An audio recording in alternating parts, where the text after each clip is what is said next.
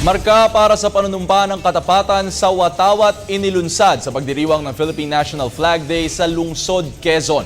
Ang ulat mula sa aming kasamang si Sweden Velado, live via phone patch. Sweden.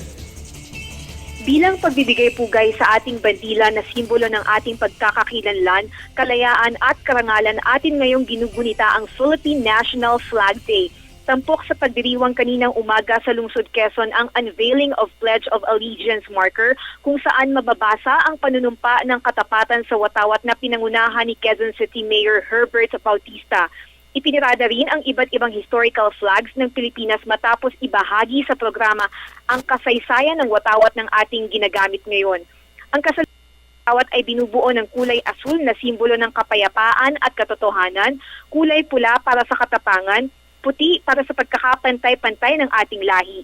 Ang tatlong bituin ay sumisimbolo sa Luzon, Visayas at Mindanao habang ang 8 sinag ng araw ay tumutukoy sa 8 lalawigang nakipaglaban sa ating mga Kastilang mananakop, 100 taon na ang nakakaraan.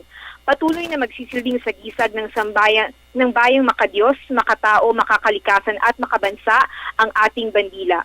Para sa Telebisyon ng Bayan, ako si Sweden Velado.